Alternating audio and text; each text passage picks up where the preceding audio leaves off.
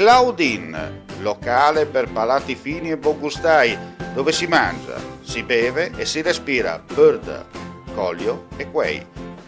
Sono Claudia Zano, la titolare, e vi aspetto per le mie specialità. Cosa aspettate? Claudine, food, wine, music e sei in pole position.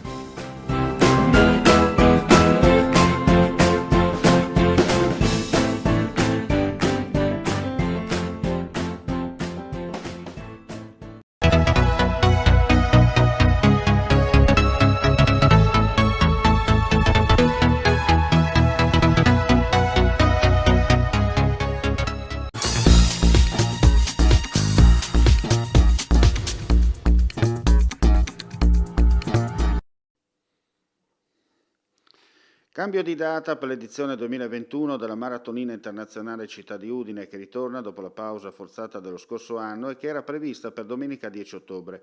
Per evitare la sovrapposizione con un altro grande evento regionale, la Barcolana, anch'essa in calendario per il 10 ottobre, in un'ottica di collaborazione l'Associazione Maratonina Udinese ha accolto la richiesta di modifica della sua programmazione.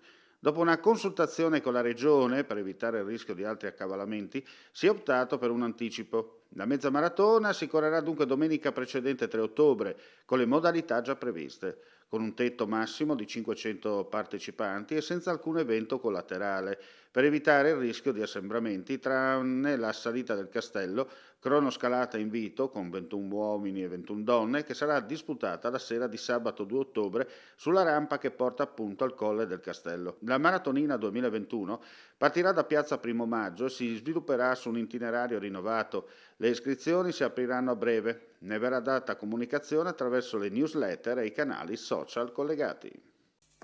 Vuoi assaggiare una birra dove al suo interno scopri la specialità tipica friulana?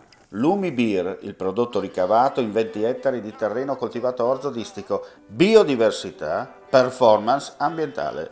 Lumi Beer nelle sue 5 versioni disponibili, 4 per consumo veloce e dissetante e la versione Magnum per intenditori. Lumi Beer si abbina a qualsiasi palato. Lumi Beer è un prodotto esclusivo Azienda Agricola Pancera, il buon seme, i buoni frutti.